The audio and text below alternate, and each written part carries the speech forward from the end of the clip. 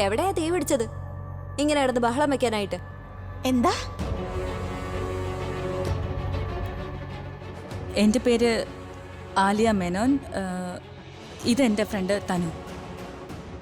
എനിക്കും പേരൊക്കെ ഉണ്ട്. എല്ലാരും എന്നെ മുന്നീന്ന് വിളിക്കും. നിങ്ങളെ കണ്ടതിൽ എനിക്ക് ഒരു സന്തോഷവും ഇല്ല. ഇനി പറ, ഇപ്പൊ ഒന്നുമില്ലേ പറയാൻ? വീട്ടിലുള്ള എല്ലാരെയും കുറിച്ച് പറഞ്ഞല്ലോ, എന്തിനാ വന്നെന്ന് പറ. ഇരുന്ന് സംസാരിച്ചാലോ? ഈ പ്രായത്തിൽ തന്നെ എല്ലിനൊക്കെ അസുഖമായോ? ആ, വീട്ടിൽ കയറി വന്നല്ലേ, ഇരിക്ക്. ഇരിക്ക്.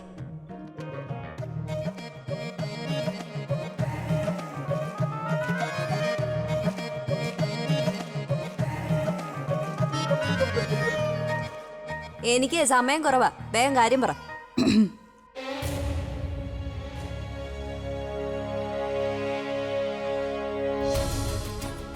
ഇത് നോക്കൂ. ഇതിപ്പോ ആരാ? ഇത് എൻ്റെ ഏട്ടനാണ്, അഭിഷേക് മേനോൻ. വലിയ റോക്ക് സ്റ്റാർ ആണ്. റോക്ക് സ്റ്റാർ എന്ന് വെച്ചാ no explain. I English. Rock star. Very nice. എനിക്ക് സമ്മതം. സമ്മതം? ഇതെന്റെ ബോയ് ഫ്രണ്ട് ആണ്. ഞാനൊരു ജോക്ക് പറഞ്ഞതാ. നിങ്ങൾ സിനിമയൊന്നും കാണാറില്ലേ? നിങ്ങളെന്തിനാ ഫോട്ടോ കാണിച്ചേ? നോക്കൂ, കാര്യം എന്താന്ന് വെച്ചാ നിങ്ങളെ കാണാൻ ശരിക്കും ഞങ്ങളുടെ ഒരു ഫ്രണ്ടിനെ പോലെയുണ്ട്. ഏത് ഫ്രണ്ട്? പ്രിയ. ഞാൻ കാണിച്ചു തരാം.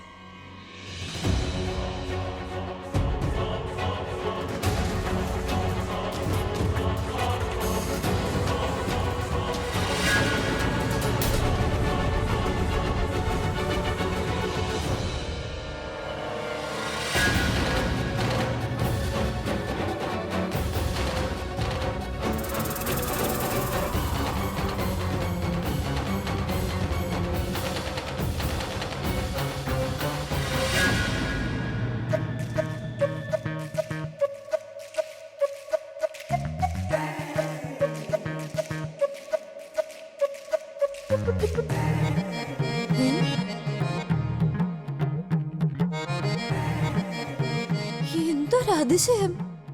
ഇത് കൊള്ളാലോ. ഇതെന്റെ ഡിറ്റോ കോപ്പിയാണല്ലോ, സീതയും ഗീതയും. ഒരു മിനിറ്റ്, നിങ്ങൾ വേറൊരാളുടെ മുഖത്ത് എന്റെ മുഖം വെട്ടി ഒട്ടിച്ചൊന്നും അല്ലല്ലോ?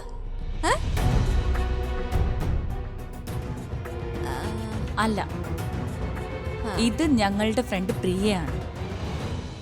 ആണോ? മിന്നു നോക്കണേ, ശരിക്കും ഒരു കൊല്ലുണ്ടല്ലേ?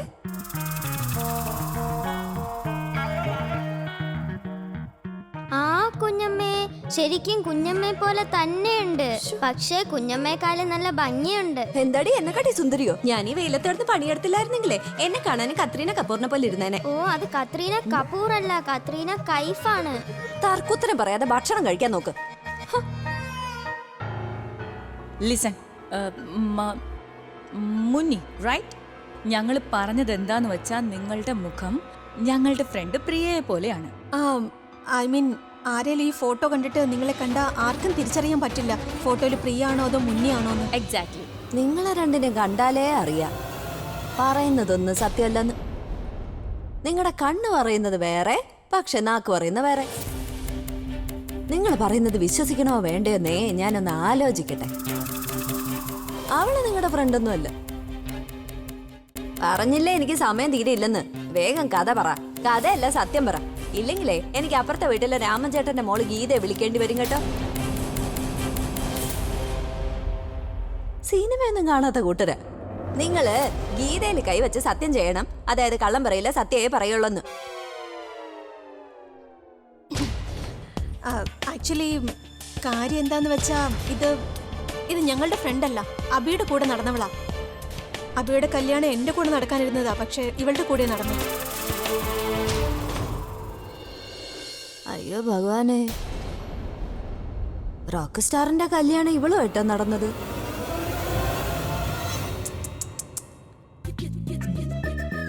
പക്ഷേ കല്യാണം ഇവളുമായിട്ടാണ് നടന്നെങ്കിൽ പിന്നെ നീ അയാളുടെ പുറകെ നടന്ന പെണ്ണാ?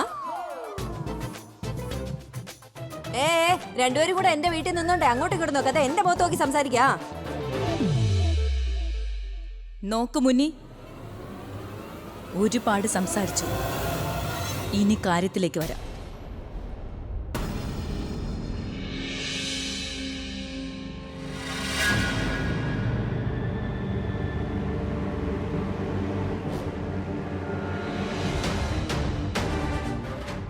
തനു,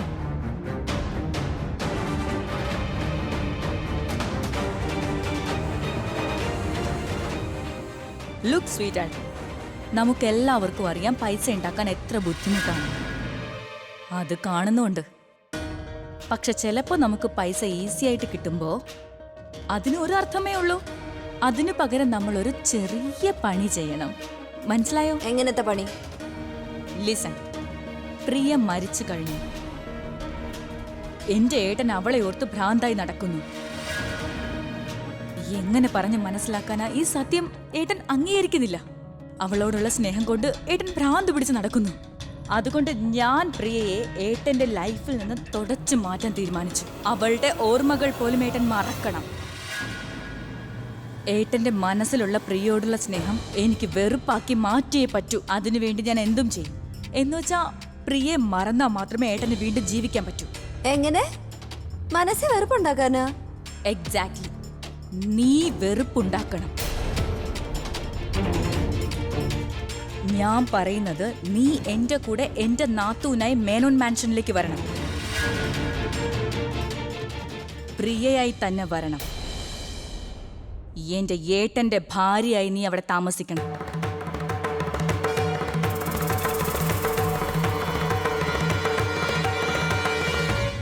രാവിലെ രണ്ടുപേരും അടിച്ചിട്ടാ വന്നിരിക്കുന്നേ? അതോ അവള് മരിച്ചപ്പോ നിങ്ങളുടെ രണ്ടുപേരുടെ ബോധം അങ്ങ് പോയോ? മരിച്ചുപോയ ഒരുത്തിയുടെ കെട്ടിയോനെ അവളുടെ ഡ്യൂപ്ലിക്കേറ്റിന് കൊടുക്കുക. അതിന്റെ അർത്ഥം നിങ്ങൾക്ക് അറിയോ ഇല്ലയോ? അതിന്റെ അർത്ഥം എനിക്കറിയില്ല. പക്ഷെ ഇതിന്റെ അർത്ഥം എനിക്ക് നന്നായി അറിയാം. 1,00,000 രൂപ. 1,00,000 രൂപയോ? ഇതൊന്നും ഞാൻ ചെയ്യില്ല.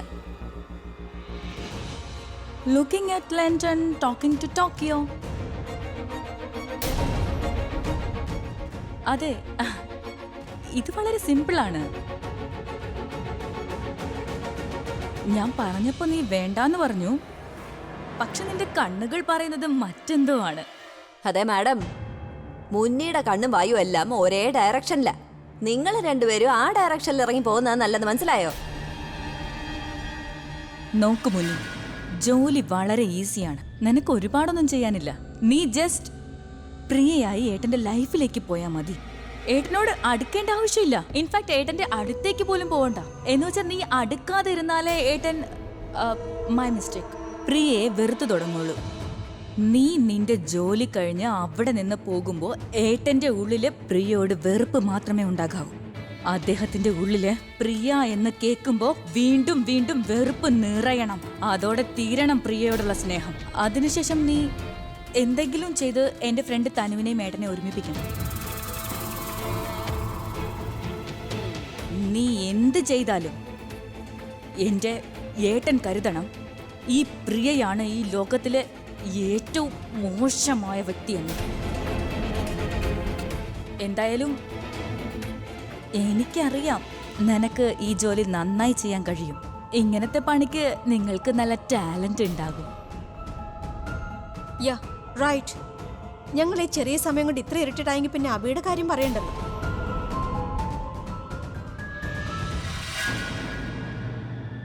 നിങ്ങൾ രണ്ടും കൂടെ എന്നെ കുറിച്ച് എന്താ വിചാരിച്ചേ? നിങ്ങൾ രണ്ടിനെ പോലെ നാണം കെട്ടവളാണ് ഞാനെന്നോ? പൈസക്ക് വേണ്ടി എന്ത് ചെയ്യുന്നോ? പിന്നെ നിന്റെ ചേട്ടൻ അയാളുടെ ഭാര്യയെ ഓർക്കുകയോ സ്നേഹിക്കുകയോ ചെയ്യുകയാണെങ്കിൽ പാവത്തിന്റെ ആത്മാവിന് ശാന്തി കിട്ടും. ഇതിന്റെ ഇടയിൽ ഞാൻ എന്തിനു പോയി വെറുതെ മനസ്സിൽ വെറുപ്പുണ്ടാക്കണു? വിവാഹത്തിന്റെ സാധനങ്ങൾ വിൽക്കുന്ന എന്റെ പണി. അതുകൊണ്ട് എനിക്ക് ആരുടെയും ഭർത്താവിന്റെ അടുത്ത് ഇങ്ങനത്തെ പരിപാടിയൊന്നും ചെയ്യാൻ പറ്റൂല. പിന്നെ ഒരു കാര്യം, നിങ്ങൾ രണ്ടും എന്തിനാണ് ഇതൊക്കെ ചെയ്യാൻ നടക്കുന്നതെന്ന് എനിക്ക് മനസ്സിലാവുന്നില്ല. പക്ഷെ എന്തോ കുഴപ്പമുണ്ട്. കുഴപ്പമുള്ള ഒരു കാര്യവും മുന്നേ ചെയ്യാറില്ല. രണ്ടിനും മനസ്സിലായോ എന്തോ? പിന്നെ മുന്നിക്ക് പൈസ വേണമെങ്കിൽ മുന്നി വള വിറ്റ് പൈസ ഉണ്ടാക്കും. അതും പോരെന്ന് വന്നാലേ സ്വന്തം ജീവൻ കൊടുത്ത് കാശുണ്ടാക്കും. പക്ഷെ ഒരിക്കലും തെറ്റായ കാര്യങ്ങൾ ചെയ്യില്ല. ദൈവം സഹായിച്ച 2 കൈയും കാലും തന്നിട്ടുണ്ട്. നല്ല ജോലി ചെയ്ത് ജീവിക്കാനാ അത്. നിങ്ങൾക്കൊക്കെ ഇത്രയും പൈസ എവിടെ നിന്ന് കിട്ടിയാന്ന് എനിക്കറിഞ്ഞൂടാ. എവിടെ നിന്ന് കിട്ടിയോ അങ്ങോട്ട് തന്നെ കൊണ്ടുപോയിക്കോ. ഇവിടെ ആർക്കും പൈസ ഒന്നും വേണ്ട. തനു, ഇത്രയും പൈസ മതിയോ നിന്റെ ഈ സോ കോൾഡ് പാപത്തിന്റെ സംഭാഷണം ഒന്ന് പറഞ്ഞു നിർത്താൻ? ഇതാ ശരിക്കും ഇനിയും നീ നിന്റെ ആദർശം കൊണ്ട് വന്നാ ഞങ്ങളും കുറച്ച് പറഞ്ഞു തുടങ്ങും. പക്ഷെ ഞങ്ങൾ പറഞ്ഞു തുടങ്ങിയ നിന്റെ ആദർശം ഞങ്ങളുടെ റൂൾസിന് മുന്നിൽ നിന്റേതൊന്നും അല്ലാതായി പോവും. എന്താ ഉദ്ദേശിച്ചേ? എന്ന് വെച്ച ദാരിദ്ര്യത്തോട് ഇത്ര സ്നേഹം പാടില്ല മുന്നി. നീ ഒന്ന് ചിന്തിച്ചു നോക്ക്. നിന്റെ ചിന്നുവിന് ഇനി വേറെ ഓപ്പറേഷൻ വേണ്ടി വന്നാലോ? ഡോക്ടർ അതിന് പൈസ അടയ്ക്കാൻ പറഞ്ഞാലോ? ഇനി പൈസ ഇല്ലാത്തത് കൊണ്ട് ഓപ്പറേഷൻ നടക്കാതെ അവൻ ഇപ്പൊ അവന് ശരിയായി. പക്ഷെ ഇനി ഏതെങ്കിലും വണ്ടി വന്ന് അവനെ ഇടിച്ചാലോ? പിന്നെ നിന്റെ മിന്നു ഇപ്പൊ അവള് കഷായം കുടിക്കാണ്. പക്ഷെ ഇനി അവൾക്ക് ആരെങ്കിലും വിഷം കൊടുത്താലോ? അപ്പൊ നീയൊന്ന് ആലോചിച്ച് നിന്നെ ആരെങ്കിലും കിഡ്നാപ്പ് ചെയ്യുവാണെങ്കിൽ കിഡ്നാപ്പിംഗ് ഒക്കെ ഈ കാലത്ത് എപ്പോ വേണോ എവിടെ വെച്ച് വേണമെങ്കിലും നടക്കാമല്ലോ മുന്നീ. ഒന്ന് ചിന്തിച്ചു നോക്ക്. പാവം ആരുമില്ലാതെ ജീവിക്കേണ്ടി വരും, തെണ്ടി ജീവിക്കേണ്ടി വരും.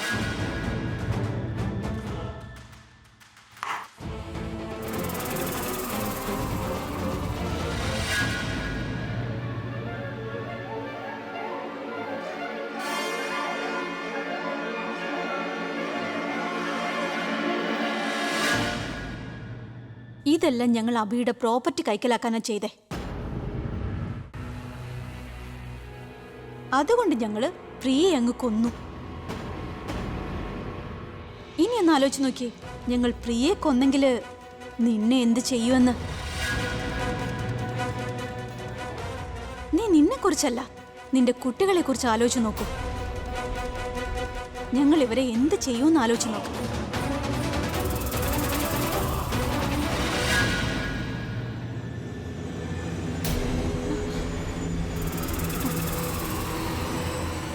എന്റെ കുട്ടികൾ എന്റെ ജീവനാ.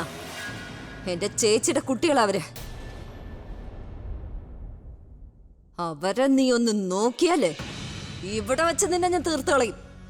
എന്റെ വീട്ടിൽ കയറി വന്ന് എന്നെ ഭീഷണിപ്പെടുത്തുന്നോ? നിനക്ക് തലയ്ക്ക് സുഖമില്ലടി.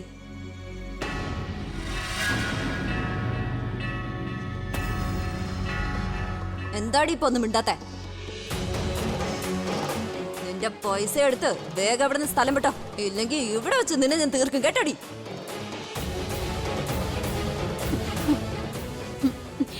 ഇതൊന്ന് മാറ്റുമോ? ഞാൻ എടുക്കാം.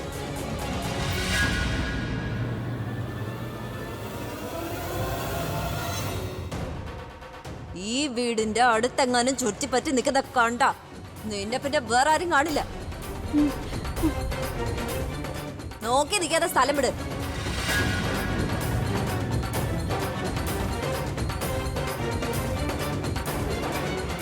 എന്നെ വിലക്ക് വാങ്ങാൻ വന്നതാ 2 അവളുമാരും കൂടി. അവക്കൊന്നും ഞാൻ ആരാന്ന് ശരിക്കും അറിയില്ല. ഞാനേ മുന്നി മഹാറാണിയാ. ഇരിക്കടി അവിടെ. കഷായം കുടിച്ചോ? ഇല്ല. പ്രണവേ, എന്റെ എക്സൈറ്റ്മെന്റ് കൂടി വരിക. You know I can wait to reach the stage. ഇന്ന് വരെ ആരും കാണാത്ത രീതിയിലുള്ള ഒരു പെർഫോമൻസ് ആയിരിക്കും ഞാൻ കാണിക്കാൻ പോകുന്നത്. ഇന്ന് ഞാനും വളരെ എക്സൈറ്റഡ് ആണ്. ഇന്ന് ഈ കോൺസേർട്ട് കഴിയുന്നതോടെ നിന്റെ ഭ്രാന്തും തീർന്നു കിട്ടുമല്ലോ. പിന്നെ നമ്മുടെ ചലഞ്ചും പൂർത്തിയാവും. ഇന്ന് പ്രിയിച്ച് തിരിച്ചു വന്നില്ലെങ്കിൽ പിന്നെ നീ കാത്തിരിക്കരുത്. മിസ്റ്റർ പ്രണവ്, ഞാൻ ചലഞ്ച് ഓൾറെഡി ജയിച്ചു കഴിഞ്ഞല്ലേ. ഇനി എൻ്റെ പ്രിയ വരേണ്ട താമസം മാത്രമേ ഉള്ളൂ. ആൻഡ് ഐ എം ഷുവർ ഈ കോൺസേർട്ട് കഴിഞ്ഞാലുണ്ടല്ലോ എൻ്റെ ഈ കാത്തിരിപ്പ് അവസാനിക്കും.